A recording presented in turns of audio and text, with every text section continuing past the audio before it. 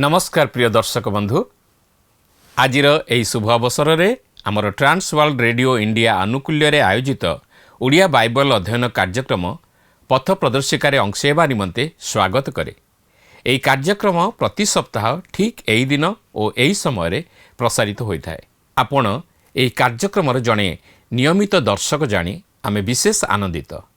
आमर विश्वास आपण यह कार्यक्रम द्वारा आत्मिक जीवन में विशेष उपकृत हो पारुथिबे।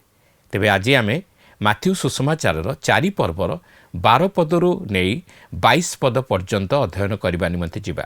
एही अंशरे लक्ष्य करिवार विषय होछि कफरनाहुम रे प्रभु यीशु तांकर प्रचार कार्य आरंभ करुअछंती। से नाजरितरू आसी कफरनाहुम को तांकर प्रचार कार्यर केन्द्रस्थल करुअछंती। इतिमध्यरे बाप्तिजक जोहन हेरोद राजांक द्वारा बंदी होई कारागार अछंती। तेबे माथ्यू जदिओ यीशुंकर कफरनाहुम को आसी प्रचार कार्यर धारा विवरणी प्रदान करती नहीं, मात्र तहिर कारण नहीं से किछि विषय उल्लेख करती। यीशु जे पुरातन नियमर भाववाणी को एहीपरि भावे सफल करने को जाउछंती ताहा से प्रकाश करती। तेबे बाप्तिजक जोहन जेउठारु तांकर कार्य छाड़ी जाइतिले ठीक सेही स्थानरू यीशु तांकर प्रचार कार्य आरंभ कले। यीशुंकर प्रचारर विषय थिला मन परिवर्तन कर, कारण स्वर्ग राज्य सन्निकट।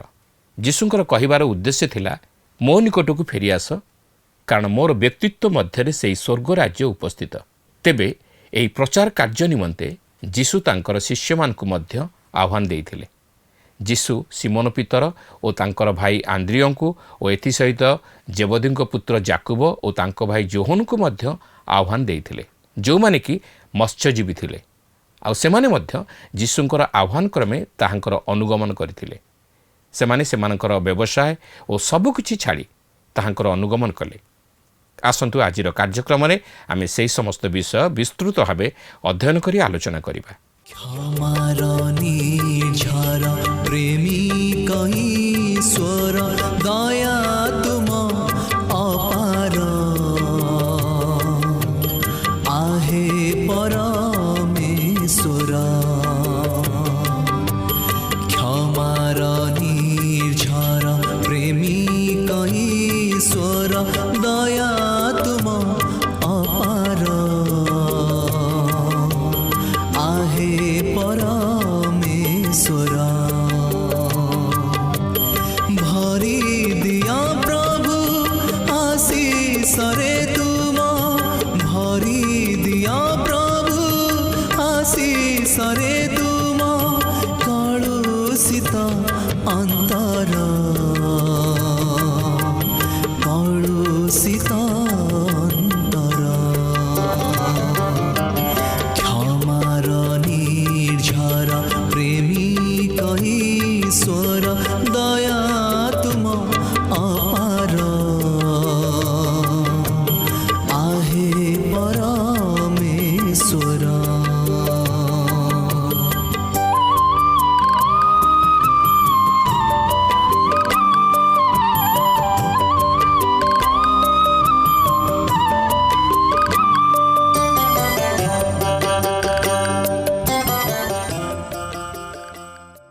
आसंतु वर्तमान में प्रभुंकर वाक्य मध्य को जीवा।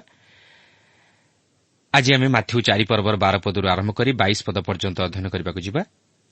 यीशु किपरि तांकर शिष्य मानक प्रचार कार्य निमंते आह्वान कले ताहा देखिबा, कारण से कफरनाहुम रे तांकर प्रचार कार्य आरंभ करने को जाउथिले। देखंतु 4 पर्वर 12 और 13 पद रे एही लेखा अछि, पर जोहन धरा पड़िलेनी बोली सुनी से अंतर होई गालीले की प्रस्थान कले। आ से नाजरित परित्याग करी जबुलून और नप्ताली अंचल रे थिबा समुद्र कूलस्थित कफरनाहुम को जाई सेठारे बास कले। आपण देखंतु प्रभु यीशु सेही जेरुसालेम अंचलरू बाहरी जाउछंती और सेही गालीली को जाई सेही कफरनाहुम रे जाई बास करूछंती। कारण बाप्तिजक जोहन हेरोद राजांक द्वारा बंदी होई सेही कारागार मध्यरे थिले। तेबे माथ्यू जदिओ प्रभु यीशुंकर सेही कफरनाहुम को जीवा विषय नहीं एक धारा विवरणी प्रदान करिनाहांती, मात्र आमे अन्य 3टी सुसमाचार अध्ययन कले जानिपारिबा जे यीशु तांकर निजर पैतृक नगरर लोकमानक द्वारा अग्राह्य हेबारु से निजर पैतृक नगर नाजरित को परित्याग करी गालीली समुद्र निकटवर्ती सेही कफरनाहुम रे बसवास करी तांकर प्रचार कार्य आरंभ करिबा निमंते स्थिर करी सेही कफरनाहुम को गले। किंतु यीशुंकर सेही कफरनाहुम को जीवार କାରଣ ନେଇ ମାଥ୍ୟୁ ତାହାଙ୍କ ସୁସମାଚାରରେ ଯାହା ଉଲ୍ଲେଖ କରନ୍ତି ତାହା ଆପଣ ଅନ୍ୟ 3ଟି ସୁସମାଚାର ମଧ୍ୟରେ ଦେଖିବାକୁ ପାରିବେ ନାହିଁ। କିନ୍ତୁ ମାଥ୍ୟୁ ଏହାର କାରଣ ସମ୍ପର୍କରେ ଉଲ୍ଲେଖ କରନ୍ତି। ସେ କହିବାକୁ ଚାହାନ୍ତି ଯେ ପ୍ରଭୁ ଯୀଶୁ ଯେଉଁସବୁ ବିଷୟ ସାଧନ କଲେ ତାହା ସବୁ ପୁରାତନ ନିୟମର ଭାବବାଣୀ ଅନୁଯାୟୀ ସଫଳ ହେବାକୁ ଥିଲା। ତେଣୁ ଯୀଶୁ ନାଜରିତରୁ କଫରନାହମକୁ ଯିବା ଭାବବାଣୀ ଅନୁଯାୟୀ ସଫଳ ହେବାକୁ ଥିଲା। ତେବେ ଏହି କଫରନାହମ ତାଙ୍କର ପ୍ରଚାର କାର୍ଯ୍ୟର କେନ୍ଦ୍ରସ୍ଥଳ ରୂପେ ପରିଗଣିତ ହୋଇଥିଲା। ଏହି ସହର ଗାଲିଲି ସମୁଦ୍ରର ଉତ୍ତର ଉପକୂଳବର୍ତ୍ତୀ ଅଞ୍ଚଳର ଏକ ପ୍ରଧାନ ସହର ଥିଲା। ଏହା ନୂତନ ନିୟମର ସମୟରେ ଓ ପ୍ରଭୁ ଯୀଶୁଙ୍କର ପ୍ରଚାର କାର୍ଯ୍ୟର ସମୟରେ ଅତି ପ୍ରାଧାନ୍ୟତା ବିସ୍ତାର କରିଥିଲା। କିନ୍ତୁ ପୁରାତନ ନିୟମରେ ଏହି ନଗରର ନାମ ମଧ୍ୟ ଆପଣ ଦେଖିବାକୁ ପାରିବେ ନାହିଁ। କିନ୍ତୁ ଯାହା ଜଣାଯାଏ ଏହା ଜିହୁଦୀମାନଙ୍କର ସେହି ବନ୍ଦିତ୍ୱାବସ୍ଥାରୁ ଫେରିଆସିବା ପରେ ପ୍ରତିଷ୍ଠିତ ହୋଇଥିଲା। ନୂତନ ନିୟମ ସମୟରେ ଏହି ନଗରରେ ସମାଜ ଗୃହ ଗଠିତ ହୋଇଥିଲା, ଯେଉଁ ସମାଜ ଗୃହ ମଧ୍ୟରେ ଯୀଶୁ ଥରକୁ ଥର ଶିକ୍ଷା ଦେଉଥିଲେ। ପ୍ରକୃତରେ ଏହି ସମାଜ ଗୃହ ରୋମୀୟ ସୈନିକମାନଙ୍କ ଦ୍ୱାରା ନିର୍ମିତ ହୋଇଥିଲା, ଯେପରି ଏହା ରୋମୀୟ ସରକାରଙ୍କର କର ଆଦାୟର ଏକ କାର୍ଯ୍ୟାଳୟ ରୂପେ ବ୍ୟବହୃତ ହୋଇପାରେ ଓ କର ଆଦାୟକାରୀମାନେ ଏହି ସମାଜ ଗୃହକୁ ସେମାନଙ୍କର କାର୍ଯ୍ୟାଳୟ ରୂପେ ବ୍ୟବହାର କରୁଥିଲେ। ଯୀଶୁ ମଧ୍ୟ ଏହି ଗାଲିଲିର କଫରନାହୁମରେ ଅନେକ ଆଶ୍ଚର୍ଯ୍ୟ କର୍ମମାନ ସାଧନ କରିଥିଲେ। କିନ୍ତୁ ଯୀଶୁ ଯଦିଓ ଏହି କଫରନାହୁମକୁ ନିଜର ପ୍ରଚାର କାର୍ଯ୍ୟର କେନ୍ଦ୍ରସ୍ଥଳ ରୂପେ ବ୍ୟବହାର କରିଥିଲେ, କିନ୍ତୁ ସେହି ନଗରର ଲୋକମାନେ ଯୀଶୁଙ୍କର ଅନୁଗମନ କଲେ ନାହିଁ। ଫଳତଃ ସେହି ନଗରର ଲୋକମାନଙ୍କର ଅବିଶ୍ୱାସ ହେତୁ ସେହି ନଗର ଉପରେ ଈଶ୍ୱରଙ୍କର ଅଭିଶାପ ଓ ବିଚାର ଯେ ବର୍ତ୍ତିବାକୁ ଯାଉଅଛି ତାହା ଯୀଶୁ ପ୍ରକାଶ କରିଥିଲେ ଓ ତାହା ମଧ୍ୟ ଘଟିଲା, ଯାହାକି ବର୍ତ୍ତମାନର ସେହି ତେଲହମ୍ ସହର ଭାବବାଣୀ ସଫଳ ହେବାର ଏକ ସାକ୍ଷୀ। ତେବେ ବର୍ତ୍ତମାନ ଲକ୍ଷ୍ୟ କରିବାର ବିଷୟ ହେଉଛି ଯୀଶୁ ସେହି କଫରନାହୁମକୁ ଯାଇ ସେଠାରେ ବସବାସ କରିଅଛନ୍ତି, ଯେପରି ଭାବବାଣୀ ଅନୁଯାୟୀ ତାହା ସଫଳ ହୁଏ। ଦେଖନ୍ତୁ 14-16 ପଦରେ ଏହିପରି ଲେଖା ଅଛି, ଯେପରି ଯିଶାୟ ଭାବାନୀଙ୍କ ଦ୍ୱାରା ଉକ୍ତ ଏହି ବାକ୍ୟ ସଫଳ ହୁଏ, ଜବୁଲୁନ୍ ଦେଶ ଓ ନପ୍ତାଲି ଦେଶ, ସମୁଦ୍ର ନିକଟବର୍ତ୍ତୀ ଓ ଜର୍ଦ୍ଦନର ଅପର ପାର୍ଶ୍ୱସ୍ଥ ବିଜାତିମାନଙ୍କ ଗାଲିଲି, ଅନ୍ଧକାରବାସୀ ଲୋକେ ମହାଲୋକ ଦର୍ଶନ କଲେ, ଆଉ ମୃତ୍ୟୁର ଅଞ୍ଚଳ ଓ ଛାୟାରେ ଅବସ୍ଥିତ ଲୋକଙ୍କ ନିମନ୍ତେ ଆଲୋକ ଉଦିତ ହେଲା। ତେବେ ଆପଣ ଏହି ଭାବବାଣୀ ଯିଶାୟ ପୁସ୍ତକ 9 ପର୍ବର ପ୍ରଥମ 2 ପଦରେ ଓ 42 ପର୍ବର 6 ଓ 7 ପଦରେ ଦେଖିବାକୁ ପାରିବେ, ଯାହାକି ଏହି ନୂତନ ନିୟମରେ ଯୀଶୁଙ୍କ ଆଗମନରେ ସଫଳ ହେଲା। କିନ୍ତୁ ଏଠାରେ ଯେଉଁ ବିଜାତିମାନଙ୍କ ଗାଲିଲି ବୋଲି ଉଲ୍ଲେଖ କରାଯାଇଅଛି ତାହା ଏକ ଆଲୋଚନାର ବିଷୟ, କାରଣ ଏହାକୁ ବିଜାତିମାନଙ୍କ ଗାଲିଲି କହିବାର ଏକ ତାତ୍ପର୍ଯ୍ୟ ରହିଅଛି। କାରଣ ଏହି ଗାଲିଲିରେ ମିଶ୍ରିତ ଜାତି ବସବାସ କରୁଥିଲେ, ଅର୍ଥାତ୍ ଜିହୁଦୀ ଓ ବିଜାତୀୟ ଲୋକେ ବସବାସ କରୁଥିଲେ। ଯୀଶୁଙ୍କ ପରେ ଅନେକ ବର୍ଷ ଧରି କିଣାନୀୟମାନେ ଏହି ଅଞ୍ଚଳରେ ବସବାସ କରୁଥିଲେ। କିନ୍ତୁ ବାବିଲୋନରୁ ଜିହୁଦୀମାନେ ନିର୍ବାସିତ ହୋଇ ଆସିବା ପରେ ପୁନର୍ବାର ସେମାନେ ଏହି ଗାଲିଲିରେ ବସବାସ କଲେ। ଏହିପରି ଭାବେ ସେହି ଅଞ୍ଚଳରେ ମିଶ୍ରିତ ଜାତି ବସବାସ କରିବାକୁ ଲାଗିଲେ। ଏଥିସହିତ ରୋମ୍ ସାମ୍ରାଜ୍ୟ ମଧ୍ୟରୁ ମଧ୍ୟ ଅନେକ ଆସି ଏହି ଗାଲିଲିରେ ବସବାସ କଲେ। ଗାଲିଲି ସମୁଦ୍ର କୂଳରେ ଅନେକ ପାନ୍ଥ ନିବାସମାନ ଗଢ଼ି ଉଠିଥିଲା, କିନ୍ତୁ ସେଗୁଡ଼ିକ ଅତି ଜାଗତିକ ଓ ଦୌରାତ୍ମ୍ୟର ତଥା ଅଧର୍ମର କେନ୍ଦ୍ରସ୍ଥଳ ଥିଲା। ସେହି ଅଞ୍ଚଳର ଅଧିବାସୀମାନେ ଈଶ୍ୱରଙ୍କଠାରୁ ଦୂରବର୍ତ୍ତୀ ଜୀବନଯାପନ କରୁଥିଲେ। ସେମାନେ ଏକ ଅନ୍ଧକାର ଜଗତ ମଧ୍ୟରେ ରହିବା ପରି ରହିଥିଲେ। ସେମାନଙ୍କର ଆତ୍ମିକ ଜୀବନ ଅନ୍ଧକାରମୟ ଥିଲା, ଯେହେତୁ ଈଶ୍ୱରଙ୍କର ଜ୍ୟୋତି ସେମାନଙ୍କଠାରେ ନଥିଲା। ସେମାନେ ସମ୍ପୂର୍ଣ୍ଣ ଜାଗତିକ ମନା ହୋଇଯାଇଥିଲେ ଓ ଆତ୍ମିକ ଜୀବନରେ ମୃତ ଥିଲେ ବୋଲି କହିଲେ ଅତ୍ୟୁକ୍ତି ହେବ ନାହିଁ। ତେଣୁ ଏହିପରି ଏକ ଅନ୍ଧକାରମୟ ସ୍ଥାନରେ ଯୀଶୁଖ୍ରୀଷ୍ଟଙ୍କର ଆଗମନ ଦ୍ୱାରା ସେହି ସ୍ଥାନରେ ଜ୍ୟୋତି ପ୍ରକାଶିତ ହେଲା। ପ୍ରଭୁ ଯୀଶୁଖ୍ରୀଷ୍ଟଙ୍କର ସେହି ମହାନ ଜ୍ୟୋତି ସେମାନଙ୍କ ଉପରେ ଉଦିତ ହେଲା ଓ ତାହାଙ୍କର ଉପସ୍ଥିତି ସେମାନଙ୍କ ଜୀବନକୁ ପ୍ରଭାବିତ କଲା। ସେମାନେ ତାହାଙ୍କର ଅନେକ ଆଶ୍ଚର୍ଯ୍ୟ କର୍ମମାନ ଦେଖିଲେ ଓ ସାକ୍ଷୀ ହେଲେ। ମାତ୍ର ଅନେକ ସେହି ପ୍ରଭୁ ଯୀଶୁଙ୍କୁ ନିଜର ଉଦ୍ଧାରକର୍ତ୍ତା ରୂପେ ଗ୍ରହଣ କରିପାରିଲେ ନାହିଁ। ତେଣୁକରି ଆମେ ମାଥ୍ୟୁ 11 ପର୍ବର 20-24 ପଦରେ ଦେଖିବାକୁ ପାରିବା ଯେ ସେ ସେମାନଙ୍କ ଉପରେ ଈଶ୍ୱରଙ୍କ ବିଚାର ବର୍ତ୍ତାଇଲେ, କାରଣ ସେମାନେ ତାହାଙ୍କର ସମସ୍ତ ଆଶ୍ଚର୍ଯ୍ୟ କର୍ମ ଦେଖିଲେ ମଧ୍ୟ ତାହାଙ୍କଠାରେ ବିଶ୍ୱାସ କଲେ ନାହିଁ କି ତାହାଙ୍କୁ ଗ୍ରହଣ କଲେ ନାହିଁ। ପ୍ରକୃତରେ ଯେଉଁମାନେ ଯୀଶୁଖ୍ରୀଷ୍ଟଙ୍କଠାରେ ବିଶ୍ୱାସ କରନ୍ତି ନାହିଁ କିମ୍ବା ତାହାଙ୍କୁ ଉଦ୍ଧାରକର୍ତ୍ତା ରୂପେ ଗ୍ରହଣ କରନ୍ତି ନାହିଁ, ସେମାନେ ଅଭିଶାପର ପାତ୍ର ହୁଅନ୍ତି ଓ ଈଶ୍ୱରଙ୍କ ଦ୍ୱାରା ବିଚାରିତ ହୁଅନ୍ତି। ସେମାନଙ୍କର ଦଶା ଅତି ଭୟଙ୍କର ହୁଏ, କାରଣ ସେମାନେ ଯୀଶୁଖ୍ରୀଷ୍ଟଙ୍କୁ ଅସ୍ୱୀକାର କରିବା ଦ୍ୱାରା ଈଶ୍ୱରଙ୍କୁ ମଧ୍ୟ ଅସ୍ୱୀକାର କରନ୍ତି ଓ ତାହାଙ୍କୁ ଅଗ୍ରାହ୍ୟ କରନ୍ତି। ତେଣୁକରି ଈଶ୍ୱରଙ୍କ କ୍ରୋଧ ସେମାନଙ୍କ ପ୍ରତି ବର୍ତ୍ତେ। ତେବେ ଏଠାରେ ଲକ୍ଷ୍ୟ କରିବାର ବିଷୟ ହେଉଛି, ବାପ୍ତିଜକ ଯୋହନ ଯେଉଁଠାରୁ ଛାଡ଼ିଗଲେ ପ୍ରଭୁ ଯୀଶୁଖ୍ରୀଷ୍ଟ ସେହିଠାରୁ ପ୍ରଚାର କାର୍ଯ୍ୟ ଆରମ୍ଭ କଲେ। ସେ ସେହି କଫରନାହୁମରୁ ତାହାଙ୍କର ପ୍ରଚାର କାର୍ଯ୍ୟ ଆରମ୍ଭ କଲେ। ଦେଖନ୍ତୁ 4 ପର୍ବର 17 ପଦରେ ଏହିପରି ଲେଖା ଅଛି, ସେହି ସମୟଠାରୁ ଯୀଶୁ ଘୋଷଣା କରିବାକୁ ଆରମ୍ଭ କରି କହିବାକୁ ଲାଗିଲେ, ମନ ପରିବର୍ତ୍ତନ କର, କାରଣ ସ୍ୱର୍ଗ ରାଜ୍ୟ ସନ୍ନିକଟ। ଦେଖନ୍ତୁ, ପ୍ରଭୁ ଯୀଶୁଙ୍କର ସମ୍ବାଦ ଥିଲା, ମନ ପରିବର୍ତ୍ତନ କର, କାରଣ ସ୍ୱର୍ଗ ରାଜ୍ୟ ସନ୍ନିକଟ। ତେବେ ଏହି ସ୍ୱର୍ଗ ରାଜ୍ୟ ସନ୍ନିକଟର ଅର୍ଥ କ'ଣ? ଏହାର ଅର୍ଥ ହେଉଛି ରାଜାଙ୍କର ବ୍ୟକ୍ତିତ୍ୱ ମଧ୍ୟରେ ସେହି ସ୍ୱର୍ଗ ରାଜ୍ୟ ଅବସ୍ଥିତି କରିଥିଲା। ଅର୍ଥାତ୍ ପ୍ରଭୁ ଯୀଶୁଖ୍ରୀଷ୍ଟଙ୍କର ବ୍ୟକ୍ତିତ୍ୱ ମଧ୍ୟରେ ସେହି ସ୍ୱର୍ଗ ରାଜ୍ୟ ଅବସ୍ଥିତି କରିଥିଲା ଓ ପ୍ରଭୁ ଯୀଶୁଖ୍ରୀଷ୍ଟ ସେମାନଙ୍କର ନିକଟବର୍ତ୍ତୀ ଥିଲେ। ତେଣୁକରି ଖ୍ରୀଷ୍ଟଙ୍କ ବିନା ସେହି ସ୍ୱର୍ଗ ରାଜ୍ୟରେ ପ୍ରବେଶ କରିବା ସେମାନଙ୍କ ପ୍ରତି ସମ୍ଭବ ନ ଥିଲା। କିନ୍ତୁ ଏହା ପ୍ରକୃତରେ ଖ୍ରୀଷ୍ଟଙ୍କର ଏହି ଜଗତକୁ ଦ୍ୱିତୀୟ ଆଗମନ କରିବା ସମୟରେ ଆକ୍ଷରିକ ଭାବେ ସଫଳ ହେବାକୁ ଯାଉଅଛି। କାରଣ ସେ ଏହି ଜଗତକୁ ଆଗମନ କରି ତାହାଙ୍କର ଶାନ୍ତି ରାଜ୍ୟ ପ୍ରତିଷ୍ଠା କରିବାକୁ ଯାଉଅଛନ୍ତି। ଏଥିପୂର୍ବରୁ ମଧ୍ୟ ଆମେ ଆଲୋଚନା କରି ଦେଖିଥିଲୁ ଯେ ଏହି ସ୍ୱର୍ଗ ରାଜ୍ୟ ପୃଥିବୀ ଉପରେ ସ୍ୱର୍ଗର କର୍ତ୍ତୃତ୍ୱକୁ ବୁଝାଏ। କିନ୍ତୁ ଏହା ଖ୍ରୀଷ୍ଟଙ୍କର ପ୍ରଥମ ଆଗମନରେ ଆକ୍ଷରିକ ଭାବେ ସଫଳ ହୋଇପାରି ନାହିଁ, ମାତ୍ର ତାହାଙ୍କ ଦ୍ୱିତୀୟ ଆଗମନରେ ଆକ୍ଷରିକ ଭାବେ ସଫଳ ହେବାକୁ ଯାଉଅଛି। କିନ୍ତୁ ଖ୍ରୀଷ୍ଟ ଯେତେବେଳେ ଏଠାରେ କହନ୍ତି ଯେ ସ୍ୱର୍ଗ ରାଜ୍ୟ ସନ୍ନିକଟ ବୋଲି, ସେତେବେଳେ ସେ କହିବାକୁ ଚାହାନ୍ତି ଯେ ତାଙ୍କର ବ୍ୟକ୍ତିତ୍ୱ ମଧ୍ୟରେ ସେହି ସ୍ୱର୍ଗ ରାଜ୍ୟ ଅଧିଷ୍ଠାନ କରିଅଛି। କାରଣ ସେ ହେଉଛନ୍ତି ସ୍ୱର୍ଗ ରାଜ୍ୟର ରାଜା। ଆଉ ସେ କହନ୍ତି, ତୁମେମାନେ ଫେରି ମୋ ନିକଟକୁ ଆସ ଓ ମୋତେ ଗ୍ରହଣ କର, ତାହେଲେ ତୁମେମାନେ ସ୍ୱର୍ଗ ରାଜ୍ୟର ଅଧିକାରୀ ହୋଇପାରିବ। ପ୍ରିୟ ବନ୍ଧୁ, ଆଜି ଯଦି ଆପଣ ଖ୍ରୀଷ୍ଟ ଯୀଶୁଙ୍କୁ ନିଜ ହୃଦୟରେ ଗ୍ରହଣ କରି ତାହାଙ୍କଠାରେ ସହଭାଗିତା ସ୍ଥାପନ କରିଅଛନ୍ତି, ତାହେଲେ ଜାଣି ରଖନ୍ତୁ, ଆପଣ ସେହି ସ୍ୱର୍ଗ ରାଜ୍ୟର ଅଧିକାରୀ ହୋଇପାରିଛନ୍ତି। ଆପଣ ମୃତ୍ୟୁକୁ ଅତିକ୍ରମ କରି ଜୀବନରେ ପ୍ରବେଶ କରିପାରିଛନ୍ତି ଓ ସେହି ଅନନ୍ତ ଜୀବନର ପଥରେ ଗମନ କରିପାରିଛନ୍ତି। ଆପଣଙ୍କ ଉପରେ ସେହି ଜ୍ୟୋତି ଉଦିତ ହୋଇଅଛି ଓ ଆପଣ ସେହି ଆଲୋକର ପରିଚୟ ପାଇଅଛନ୍ତି। କ'ଣ ଆପଣ ତାହା ଅନୁଭବ କରିପାରିଛନ୍ତି କି? ଯଦି ଅନୁଭବ କରିପାରିଛନ୍ତି, ତାହେଲେ ଅତି ଉତ୍ତମ କଥା ଓ ଗୌରବର ବିଷୟ। ନାହିଁ ଯଦି ଆପଣ ଏପର୍ଯ୍ୟନ୍ତ ଅନୁଭବ କରିପାରିନାହାନ୍ତି, ତାହେଲେ ବର୍ତ୍ତମାନ ମଧ୍ୟ ସମୟ ଅଛି ଖ୍ରୀଷ୍ଟ ଯୀଶୁଙ୍କଠାରେ ବିଶ୍ୱାସ କରି ଓ ତାହାଙ୍କୁ ନିଜ ହୃଦୟ ମଧ୍ୟରେ ଗ୍ରହଣ କରି ନିଜର ହୃଦୟ ମଧ୍ୟରୁ ଅନ୍ଧକାରର ବିଷୟ ଦୂର କରି ସେହି ଆଲୋକର ପଥରେ ଅଗ୍ରସର ହୁଅନ୍ତୁ ଓ ସେ ଅନନ୍ତ ଜୀବନର ଅଧିକାରୀ ହୁଅନ୍ତୁ। ତେବେ ଦେଖନ୍ତୁ, 4 ପର୍ବର 18-20 ପଦରେ ଏହିପରି ଲେଖା ଅଛି, ସେ ଗାଲିଲି ସମୁଦ୍ର କୂଳରେ ଭ୍ରମଣ କରୁଥିବା ସମୟରେ ସିମୋନ, ଯାହାକୁ ପିତର ବୋଲି କହନ୍ତି, ଆଉ ତାହାଙ୍କ ଭାଇ ଆନ୍ଦ୍ରିୟ, ଏହି 2 ଭାଇଙ୍କି ସମୁଦ୍ରରେ ଭଉଁରୀ ଜାଲ ପକାଉଥିବା ଦେଖିଲେ।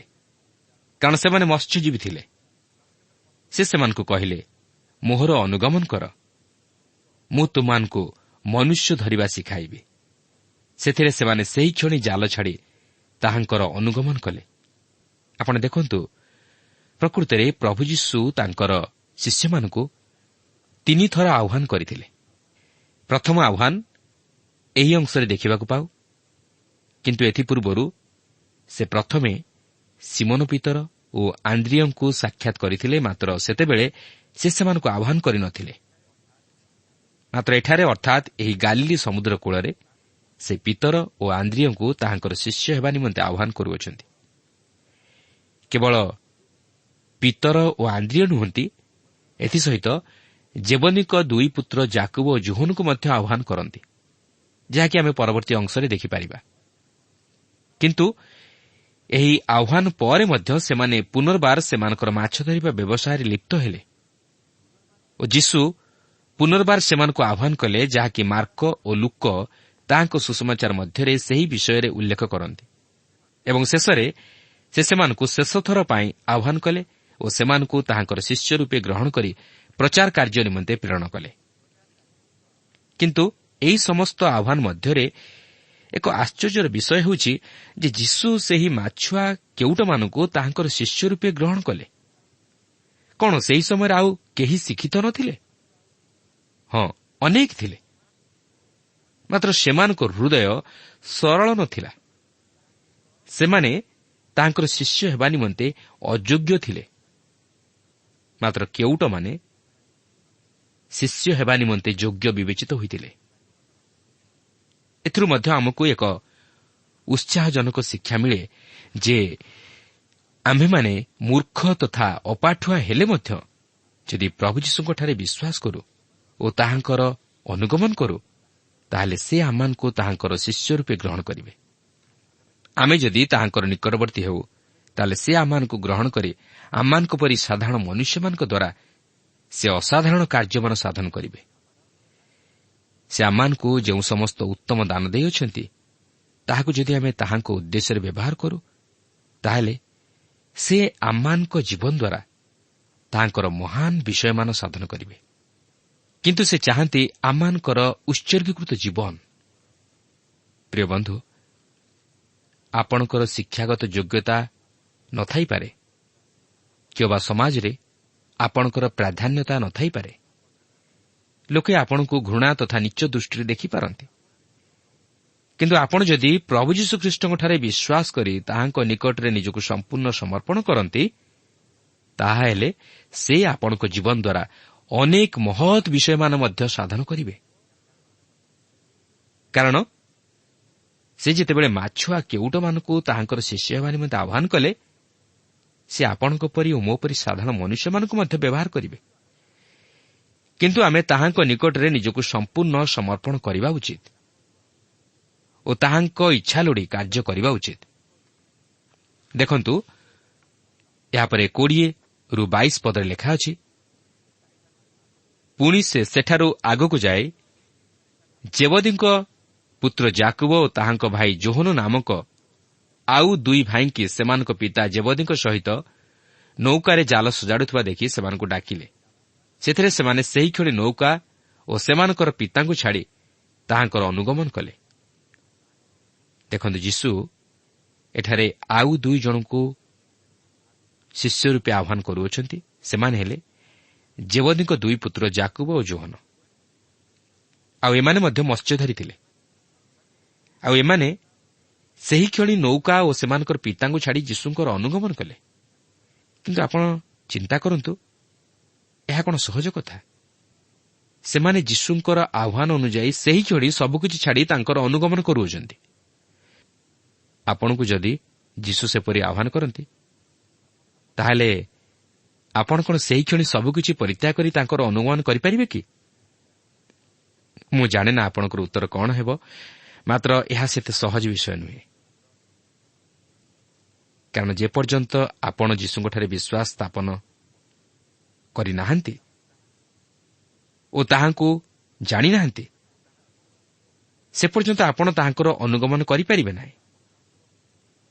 ତାହା ହିଁ ଏହି ଶିଷ୍ୟମାନଙ୍କ ଜୀବନରେ ଲକ୍ଷ୍ୟ କରିବାର ବିଷୟ। ଯୀଶୁ ସେମାନଙ୍କୁ ଡାକିବା ସଙ୍ଗେ ସଙ୍ଗେ ସେମାନେ ଯୀଶୁଙ୍କର ଅନୁଗମନ କଲେ। ପ୍ରଭୁ ଯୀଶୁ ଆମମାନଙ୍କ ଜୀବନରୁ ଆଜି ତାହା ହିଁ ଆଶା କରନ୍ତି।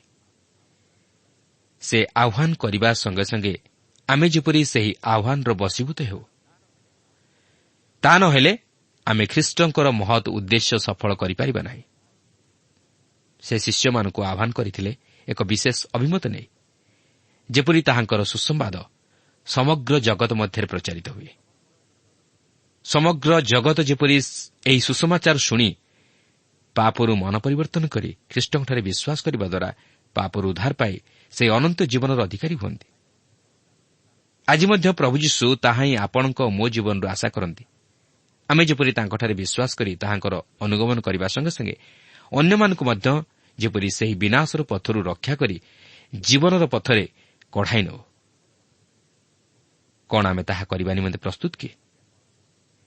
ତେବେ ଆମେ ଏହି ଶିଷ୍ୟମାନଙ୍କ ବିଷୟ ନେଇ ପରବର୍ତ୍ତୀ ଅଂଶମାନଙ୍କରେ ଦେଖିବାକୁ ଯିବା। ଏପରିକି ଆମେ ଅନ୍ୟ 3ଟି ସୁସମାଚାରମାନଙ୍କରେ ମଧ୍ୟ ଏମାନଙ୍କ ବିଷୟ ନେଇ ଅଧ୍ୟୟନ କରିବାକୁ ଯିବା। କିନ୍ତୁ ବର୍ତ୍ତମାନ ମୁଁ କହି ରଖେ ଯେ ପ୍ରଭୁ ଆମମାନଙ୍କୁ ଆହ୍ୱାନ କରନ୍ତି ତାହାଙ୍କର ସୁସମାଚାର ନିମନ୍ତେ ସାକ୍ଷୀ ହେବା ପାଇଁ। ତେଣୁକରି ସେ ଆଜି ଆମ ପ୍ରତ୍ୟେକଙ୍କୁ ଆହ୍ୱାନ ଦିଅନ୍ତି, ଯେପରି ଆମମାନେ ସେହି ଆହ୍ୱାନର ଯୋଗ୍ୟ ଆଚରଣ କରି ସେହି ସ୍ୱର୍ଗ ରାଜ୍ୟର ଅଧିକାରୀ ହେଉ। ପ୍ରିୟ ବନ୍ଧୁ, ବାସ୍ତବରେ ସେହି ସ୍ୱର୍ଗ ରାଜ୍ୟର ଅଧିକାରୀ ହେବାକୁ ହେଲେ ଆମକୁ ସେହି ଖ୍ରୀଷ୍ଟଙ୍କୁ ନିଜ ହୃଦୟରେ ଗ୍ରହଣ କରିବାକୁ ହେବ। ସେଥିପାଇଁ ଯୀଶୁ ନିଜେ କହନ୍ତି, ମୁଁ ପଥ, ସତ୍ୟ ଓ ଜୀବନ, ମୋ ଦେଇ ନ ଗଲେ କେହି ପିତାଙ୍କ ନିକଟକୁ ଯାଇପାରେ ନାହିଁ। ସେହି ସ୍ୱର୍ଗ ରାଜ୍ୟର ସୁଖ, ଶାନ୍ତି ଓ ଆନନ୍ଦକୁ ଆମେ ଅନୁଭବ କରିପାରିବା ଯଦି ଆମେ ଖ୍ରୀଷ୍ଟଙ୍କୁ ନିଜ ହୃଦୟରେ ବ୍ୟକ୍ତିଗତ ଉଦ୍ଧାରକର୍ତ୍ତା ରୂପେ ଗ୍ରହଣ କରିବା। ଯଦି ଖ୍ରୀଷ୍ଟ ଆମ ହୃଦୟ ମଧ୍ୟରେ ସ୍ଥାନ ପାଇନାହାନ୍ତି, ତାହେଲେ ଆମେ ସେହି ସ୍ୱର୍ଗ ରାଜ୍ୟର ଅଂଶୀ ହୋଇପାରିବା ନାହିଁ। ସେଥିପାଇଁ ଯୀଶୁ ନିଜେ କହନ୍ତି, ସତ୍ୟ ସତ୍ୟ ମୁଁ ତୁମକୁ କହୁଅଛି, ପୁନର୍ବାର ଜନ୍ମ ନ ହେଲେ କେହି ଈଶ୍ୱରଙ୍କ ରାଜ୍ୟ ଦେଖିପାରେ ନାହିଁ। ଏହାର ଅର୍ଥ କ'ଣ? ଏହାର ଅର୍ଥ ହେଉଛି ଯେପର୍ଯ୍ୟନ୍ତ ଆମେ ଆମର ଆତ୍ମିକ ଜୀବନରେ ନୂତନୀକୃତ ହୋଇନାହୁଁ, ଅର୍ଥାତ୍ ଆମେ ଆତ୍ମିକ ଜୀବନରେ ଏକ ନୂତନ ସ୍ୱଭାବ ଧାରଣ କରିନାହୁଁ ବା ଆମେ ନୂଆ ମନ ଧାରଣ କରି ଜନ୍ମଲାଭ କରିନାହୁଁ, ସେ ପର୍ଯ୍ୟନ୍ତ ଆମେ ସେହି ସ୍ୱର୍ଗ ରାଜ୍ୟରେ ପ୍ରବେଶ କରିପାରିବା ନାହିଁ। ଏହା ଶାରୀରିକ ଭାବେ ଜନ୍ମଲାଭକୁ ଦର୍ଶାଏ ନାହିଁ, ମାତ୍ର ଆତ୍ମିକ ଭାବେ ଏକ ନୂଆ ମନ ଓ ସ୍ୱଭାବ ନେଇ ଜନ୍ମଲାଭ କରିବାକୁ ଦର୍ଶାଏ। ଆଉ ତାହା କେବଳ ଖ୍ରୀଷ୍ଟଙ୍କୁ ଆମ ଜୀବନରେ ଗ୍ରହଣ କରି ତାହାଙ୍କୁ ଆମ ହୃଦୟରେ ସ୍ଥାନ ଦେବା ଦ୍ୱାରା ସମ୍ଭବ ହୋଇଥାଏ। କାରଣ ଯାହାର ହୃଦୟକୁ ଖ୍ରୀଷ୍ଟ ଅଧିକାର କରନ୍ତି, ତାହାର ହୃଦୟରେ ଏକ ନୂତନ ପରିବର୍ତ୍ତନ ଘଟିଥାଏ। ତାହା ହେଉଛି ପୁନର୍ଜନ୍ମ। ସେଥିପାଇଁ 2 Corinthians 5:17 ପଦରେ ଲେଖା ଅଛି, ଏଣୁ ଯଦି କେହି ଖ୍ରୀଷ୍ଟଙ୍କଠାରେ ଅଛି, ତେବେ ସେ ନୂତନ ସୃଷ୍ଟି ହୋଇଅଛି। ପୁରାତନ ବିଷୟ ସବୁ ଲୋପ ପାଇଅଛି, ଦେଖ ନୂତନ ବିଷୟ ସବୁ ହୋଇଅଛି। ତେଣୁ ଯେପର୍ଯ୍ୟନ୍ତ ଆମେ ଖ୍ରୀଷ୍ଟଙ୍କୁ ନିଜ ହୃଦୟରେ ସ୍ଥାନ ଦେଇନାହୁଁ, ସେ ପର୍ଯ୍ୟନ୍ତ ଆମେ ସେହି ସ୍ୱର୍ଗ ରାଜ୍ୟର ଅଂଶୀ ହୋଇପାରିବା ନାହିଁ। ଆପଣ ଖ୍ରୀଷ୍ଟଙ୍କୁ ଅଗ୍ରାହ୍ୟ କରି ଅନ୍ୟ କାହାର ଆଶ୍ରା ନେଇପାରନ୍ତି, ମାତ୍ର ଆପଣ କେବେ ହେଲେ ସେହି ସ୍ୱର୍ଗୀୟ ସୁଖ ଶାନ୍ତିର ବା ସେହି ସ୍ୱର୍ଗ ରାଜ୍ୟର ପରିଚୟ ପାଇପାରିବେ ନାହିଁ। ଆପଣ ହତାଶ ହୋଇ କେବଳ ଅନ୍ଧାର ଘରେ ବାଡ଼ି ବୁଲେଇବା ବ୍ୟତୀତ ଆଉ କିଛି କରିପାରିବେ ନାହିଁ। ଆପଣ ସତ୍ୟର ପରିଚୟ ପାଇବା ପରିବର୍ତ୍ତେ ଅଧିକରୁ ଅଧିକ ଅସତ୍ୟ ପଥରେ ଯିବେ। ହୋଇପାରେ ଆପଣ ଆପଣଙ୍କର ପ୍ରାର୍ଥନାର ଉତ୍ତର ନ ପାଇ ଈଶ୍ୱରଙ୍କୁ ଅସ୍ୱୀକାର ମଧ୍ୟ କରିଦେଇପାରନ୍ତି ଓ ଅଧିକରୁ ଅଧିକ ସେହି ଅନ୍ଧକାରମୟ ପଥରେ ଚାଲିଯାଇପାରନ୍ତି।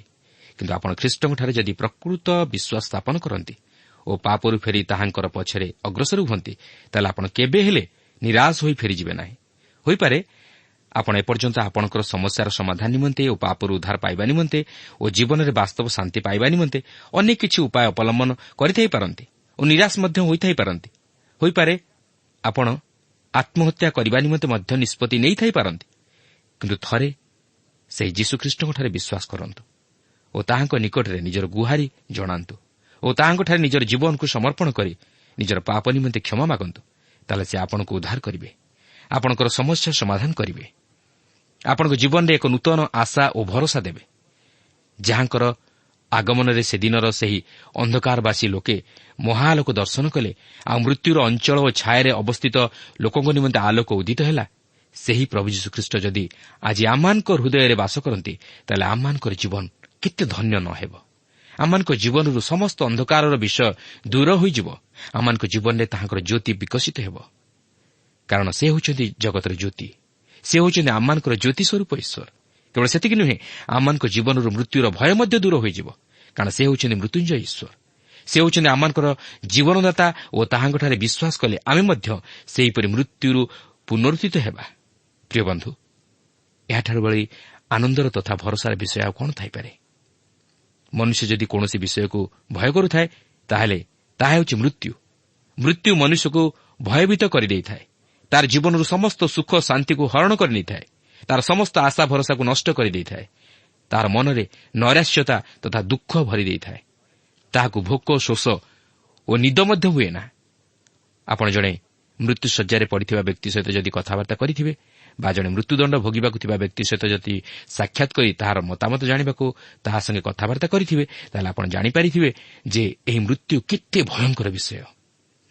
ସାଧାରଣତଃ ଜଣେ ବ୍ୟକ୍ତି ଯଦି କର୍କଟ ରୋଗରେ ଆକ୍ରାନ୍ତ ହୁଏ, ତାହେଲେ ସେହି ରୋଗ ହେତୁ ନୁହେଁ, ମାତ୍ର ସେହି ରୋଗର ଅନ୍ତିମ ପରିଣତି ଯେ ମୃତ୍ୟୁ, ତାହାକୁ ଭୟ କରି ସେ ଅତି ଅଳ୍ପ ଦିନ ମଧ୍ୟରେ ଏହି ଧରାଧାମରୁ ବିଦାୟ ନିଏ। କିନ୍ତୁ ଆମେ ଯଦି ଖ୍ରୀଷ୍ଟଙ୍କଠାରେ ବିଶ୍ୱାସ କରି ତାହାଙ୍କୁ ନିଜ ହୃଦୟରେ ସ୍ଥାନ ଦେଉ, ତାହେଲେ ଏହି ମୃତ୍ୟୁର ଭୟ ଆମକୁ ବିଚଳିତ କରିପାରିବ ନାହିଁ।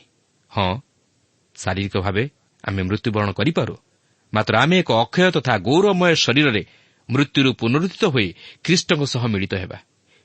ତେଣୁ ମୁଁ ଆପଣଙ୍କୁ କହି ରଖେ ଯେ ଆମମାନଙ୍କର ଏହି ଶାରୀରିକ ମୃତ୍ୟୁଠାରୁ ଆମମାନଙ୍କର ଆତ୍ମିକ ମୃତ୍ୟୁ ଅତି ଭୟଙ୍କର। କାରଣ ଆମେ ସମସ୍ତେ ପାପ କରି ଈଶ୍ୱରଙ୍କ ମହିମାରୁ ଉଣା ପଡ଼ିଅଛୁ ଓ ଈଶ୍ୱରଙ୍କ ସହ ଆମମାନଙ୍କର ସହଭାଗିତା ବିଚ୍ଛିନ୍ନ ହେବାରୁ ଆମେ ପ୍ରତ୍ୟେକ ସେହି ଆତ୍ମିକ ଜୀବନରେ ମୃତ ଅଟୁ ଓ ଶାରୀରିକ ଭାବେ ମଧ୍ୟ ମୃତ୍ୟୁର ଅଧୀନ। ଆମମାନଙ୍କର ଆଦି ପିତାମାତା ଆଦମ ଓ ହବାଙ୍କୁ ଈଶ୍ୱର ଆଜ୍ଞା ଦେଇ କହିଥିଲେ, ତୁମମାନେ ଯେଉଁଦିନ ସେହି ଫଳ ଖାଇବ, ସେହିଦିନ ନିତାନ୍ତ ମରିବ। ସେମାନେ କ'ଣ ପ୍ରକୃତରେ ସେହି ଫଳ ଖାଇବାରୁ ସେହିଦିନ ମୃତ୍ୟୁବରଣ କଲେ? ନୁହେଁ, ମାତ୍ର ସେମାନେ ସେହିଦିନ ଈଶ୍ୱରଙ୍କ ସହଭାଗିତାରେ ବିଚ୍ଛିନ୍ନ ହେଲେ ଓ ଆତ୍ମିକ ଜୀବନରେ ମୃତ ହେଲେ। କାରଣ ସେମାନେ ଈଶ୍ୱରଙ୍କ ଆଜ୍ଞାର ବିରୁଦ୍ଧାଚରଣ କାର୍ଯ୍ୟ କରିବାରୁ ପାପରେ ପତିତ ହୋଇ ମୃତ୍ୟୁବରଣ କଲେ ଓ ଶାରୀରିକ ଭାବେ ମଧ୍ୟ ପରବର୍ତ୍ତୀ ଜୀବନରେ ମୃତ୍ୟୁଭୋଗ କଲେ। କିନ୍ତୁ ଈଶ୍ୱର ପ୍ରେମମୟ ଓ କ୍ଷମାଶୀଳ ହୋଇଥିବାରୁ ସେ ମନୁଷ୍ୟ ନିମନ୍ତେ ଉଦ୍ଧାରର ପଥ ମଧ୍ୟ ପ୍ରସ୍ତୁତ କଲେ। ଆଉ ସେହି ପଥ ହେଉଛନ୍ତି ପ୍ରଭୁ ଯୀଶୁଖ୍ରୀଷ୍ଟ, ଯାହାଙ୍କଠାରେ ବିଶ୍ୱାସ କରିବା ଦ୍ୱାରା ଆମେ ସେହି ଅନନ୍ତ ମୃତ୍ୟୁରୁ ଉଦ୍ଧାର ପାଇବା। ସେଥିପାଇଁ ରୋମିଓ 6:23 ଲେଖା ଅଛି, କାରଣ ପାପର ବେତନ ମୃତ୍ୟୁ, କିନ୍ତୁ ଈଶ୍ୱରଙ୍କ ଅନୁଗ୍ରହ ଦାନ ଆମ୍ଭମାନଙ୍କ ପ୍ରଭୁ ଖ୍ରୀଷ୍ଟ ଯୀଶୁଙ୍କ ସହଭାଗିତାରେ ଅନନ୍ତ ଜୀବନ ଅଟେ। ପ୍ରିୟ ବନ୍ଧୁ, ଆମେ ପ୍ରତ୍ୟେକ ଏହି ଜଗତରେ ବଞ୍ଚି ରହିବା ପାଇଁ ଚାହୁଁ। ଏପରିକି ଆମମାନେ କେହି ମୃତ୍ୟୁଭୋଗ କରିବାକୁ ଚାହୁଁନା। ମାତ୍ର ଆମମାନଙ୍କର ପାପ ଲାଗି ଆଜି ଆମମାନେ ମୃତ୍ୟୁର ସମ୍ମୁଖୀନ ହେଉ। କିନ୍ତୁ ପ୍ରଭୁ ଯୀଶୁଖ୍ରୀଷ୍ଟ ଆମମାନଙ୍କୁ ଆଜି ପାପରୁ ଉଦ୍ଧାର କରି ଅନନ୍ତ ଜୀବନ ଦେବା ପାଇଁ ପ୍ରସ୍ତୁତ। ହୋଇପାରେ ଆମେ ଶାରୀରିକ ଭାବେ ମୃତ୍ୟୁଭୋଗ କରିପାରୁ, ମାତ୍ର ଆମେ ଆତ୍ମିକ ଜୀବନରେ ଅନନ୍ତ ଜୀବନ ଲାଭ କରିବା। ଆମମାନେ ସେହି ଈଶ୍ୱରଙ୍କ ସହିତ ଅନନ୍ତ କାଳ ସ୍ୱର୍ଗୀୟ ବିଭବର ଅଧିକାରୀ ହେବା। ଆମମାନେ ସେହି ପ୍ରଭୁ ଯୀଶୁଖ୍ରୀଷ୍ଟଙ୍କ ସହିତ ବାସ କରିବା। କ'ଣ ଆମେ ପ୍ରତ୍ୟେକ ତାହା ଚାହୁଁନା କି? ହଁ, ନିଶ୍ଚିତ ଭାବରେ। ତେଣୁକରି ଆସୁ ସେଥି ନିମନ୍ତେ ଏହି ଜଗତରେ ବଞ୍ଚିଥାଉଁ ଥାଉଁ ପ୍ରସ୍ତୁତ ଜୀବନଯାପନ କରୁ, ଯେପରି ଆମମାନେ ଅନନ୍ତ କାଳ ଈଶ୍ୱରଙ୍କର ସହଭାଗିତା ଲାଭ କରିବାକୁ ପାରୁ। ପ୍ରଭୁ ପ୍ରତ୍ୟେକଙ୍କୁ ଏହି ସଂକ୍ଷିପ୍ତ ଆଲୋଚନା ମଧ୍ୟ ଦେଇ ଆଶୀର୍ବାଦ କରନ୍ତୁ। ଧନ୍ୟବାଦ ପ୍ରିୟ ଦର୍ଶକ ବନ୍ଧୁ, ଆଜିର ଏହି କାର୍ଯ୍ୟକ୍ରମରେ ଅଂଶୀ ହୋଇଥିବାରୁ। ଆଶା କରେ ଆପଣ ନିଶ୍ଚିତ ଭାବେ ଆଜିର କାର୍ଯ୍ୟକ୍ରମ ମଧ୍ୟ ଦେଇ ଉପକୃତ ହୋଇପାରିଥିବେ। ବାସ୍ତବରେ ଆଜିର କାର୍ଯ୍ୟକ୍ରମକୁ ଦେଖିଲା ପରେ ମନରେ ପ୍ରଶ୍ନ ଆସେ, ଆମେ ସେହି ଦଣ୍ଡର ପାତ୍ର ନୁହୁଁ ତ? ପ୍ରଭୁ ଆଜି ଆମମାନଙ୍କୁ ଦଣ୍ଡର ପାତ୍ର ବୋଲି ଘୋଷଣା କରୁନାହାନ୍ତି ତ? ଆମେ ପ୍ରଭୁଙ୍କର ଉପସ୍ଥିତିକୁ ନିଜ ଜୀବନରେ ଉପଲବ୍ଧି କରିପାରୁଛୁ ତ? ପ୍ରଭୁଙ୍କର ଆଶ୍ଚର୍ଯ୍ୟ ଶକ୍ତିର କାର୍ଯ୍ୟ ସବୁକୁ ଜାଣି ତାଙ୍କଠାରେ ବିଶ୍ୱାସ କରୁଛୁ ତ? ଯଦି ନାହିଁ, ତାହେଲେ ସମୟ ଓ ସୁଯୋଗ ଥାଉଁ ଥାଉଁ ଆମେ ଯୀଶୁଙ୍କଠାରେ ବିଶ୍ୱାସ କରି ତାହାଙ୍କୁ ନିଜ ହୃଦୟରେ ଉଦ୍ଧାରକର୍ତ୍ତା ରୂପେ ଗ୍ରହଣ କରିବା ଆବଶ୍ୟକ। ତାହେଲେ ଆମେ ସେହି ଅନନ୍ତ ଦଣ୍ଡରୁ ନିଜକୁ ସୁରକ୍ଷା କରିପାରିବା। ସେଥିପାଇଁ ପ୍ରଭୁ ଯୀଶୁଙ୍କର ସମ୍ବାଦ ଥିଲା, ମନ ପରିବର୍ତ୍ତନ କର, ସ୍ୱର୍ଗରାଜ୍ୟ ସନ୍ନିକଟ। ପ୍ରିୟ ବନ୍ଧୁ, ପ୍ରଭୁ ଚାହାନ୍ତି ଆମେ ନିଜର ପାପରୁ ମନ ପରିବର୍ତ୍ତନ କରି, ଅର୍ଥାତ୍ ପାପରୁ ଫେରି ଯୀଶୁଙ୍କର ନିକଟବର୍ତ୍ତୀ ହେଉ। ଆସନ୍ତୁ ପ୍ରାର୍ଥନା କରିବା। ଆହେ ଆମମାନଙ୍କର ସୃଷ୍ଟିକର୍ତ୍ତା, ଉଦ୍ଧାରକର୍ତ୍ତା, ପ୍ରିୟ ପବିତ୍ର ପ୍ରଭୁ, ତୁମର ପବିତ୍ର ନାମର ଧନ୍ୟବାଦ କରୁଅଛୁ ଆଜିର ଏହି ସୁନ୍ଦର ସମୟ ପାଇଁ, ସୁଯୋଗ ପାଇଁ, ତୁମର ଜୀବନ୍ତ ବାକ୍ୟ ପାଇଁ। ହଁ ପ୍ରଭୁ, ଆମେ ବିଶ୍ୱାସ କରୁଛୁ ତୁମର ବାକ୍ୟ ମଧ୍ୟ ଦେଇ ତୁମେ ଆମମାନଙ୍କ ହୃଦୟରେ କଥା କହୁଅଛ। ହଁ ପ୍ରଭୁ, ସେହି ବିଶ୍ୱାସରେ ଆମମାନେ ଯେପରି ତୁମଠାରେ ସ୍ଥିର ରହି ତୁମ ପାଇଁ ଯେପରି ଜୀବନ କାଟିବାକୁ ପାରିବୁ, ଆମ ପ୍ରତ୍ୟେକଙ୍କୁ ତୁମେ ସେହି ଆଶୀର୍ବାଦ ଦାନ କର। ପ୍ରତ୍ୟେକ ଦର୍ଶକ ବନ୍ଧୁମାନଙ୍କ ଜୀବନରେ ପ୍ରଭୁ ତୁମେ କାର୍ଯ୍ୟ କରି ତୁମେ ଗୌରବାନ୍ୱିତ, ମହିମାନ୍ୱିତ, ପ୍ରଶଂସିତ ହୁଅ। ଯାହାର ଯାହା ଦୁଃଖ ରହିଛି, ସମସ୍ୟା ରହିଛି ବା ଅଭାବ ରହିଛି, ତାହା ତୁମେ ଦୂର କର। ଏବଂ ପ୍ରଭୁ, ଯଦି କାହା ମନରେ କୌଣସି ପ୍ରଶ୍ନ ଥାଏ, ପ୍ରଭୁ ସେହି ଉତ୍ତର ତୁମେ ସେମାନଙ୍କୁ ଦେଇ ସେମାନଙ୍କ ଜୀବନକୁ ଆହୁରି ବିଶ୍ୱାସରେ କଢ଼ାଇ ନିଅ। ଏତିକି ନିବେଦନ ପ୍ରାର୍ଥନା ଆମମାନଙ୍କର ଉଦ୍ଧାରକର୍ତ୍ତା, ଜୀବିତ, ପୁନରୁତ୍ଥିତ ପ୍ରିୟ ପ୍ରଭୁ ଯୀଶୁଙ୍କ ନାମରେ ଏହି ଅଳ୍ପ ଭିକ୍ଷା ମାଗୁଅଛୁ। ଆମେନ୍। ପ୍ରିୟ ବନ୍ଧୁ, ଆଶା କରୁ ଆପଣଙ୍କୁ ଆମ ପଥ ପ୍ରଦର୍ଶିକା କାର୍ଯ୍ୟକ୍ରମ ନିଶ୍ଚୟ ଭଲ ଲାଗିଥିବ। ଯଦି ଭଲ ଲାଗିଛି ତାହେଲେ ଆମକୁ 044490812996 ନମ୍ବରରେ ନିଶ୍ଚୟ ଗୋଟିଏ ମିସ୍ଡ କଲ୍ ଦେବେ। ଆପଣଙ୍କ ମିସ୍ଡ କଲ୍ ଆମ ନିମନ୍ତେ ଅତି ବହୁମୂଲ୍ୟ। ମୁଁ ଆନନ୍ଦର ସହ ଜଣାଉଛି ଯେ ପ୍ରତ୍ୟେକ ମିସ୍ଡ କଲ୍ ଦାତାଙ୍କ ମଧ୍ୟରୁ ସପ୍ତାହ ଶେଷରେ ଯିଏ ଅଧିକ ମିସ୍ଡ କଲ୍ ଦେଇଥିବେ ତାଙ୍କୁ ମନୋନୀତ କରାଯିବ ଓ ପୁରସ୍କୃତ କରାଯିବ। ସେହି ଦର୍ଶକ ବନ୍ଧୁଙ୍କ ନାମ ଓ ଫଟୋ ଆମ କାର୍ଯ୍ୟକ୍ରମ ଶେଷରେ ଦେଖାଯିବ। ଗତ ସପ୍ତାହର ବିଜୟ ଦର୍ଶକ ବନ୍ଧୁ ହେଲେ କନ୍ଧମାଳରୁ ସଞ୍ଜନା ନାୟକ। ପ୍ରାର୍ଥନା ଓ ଅଧିକ ଜାଣିବା ନିମନ୍ତେ ଫୋନରେ ଆମ ସହ ଯୋଗାଯୋଗ କରିପାରିବେ। ଆମ ଟେଲିଫୋନ ନମ୍ବର ହେଲା 9777221415 ଆଉ ଆମ ଠିକଣା ଟିଭି ସ୍କ୍ରିନରେ ଦିଆଯାଇଅଛି। ଧନ୍ୟବାଦ।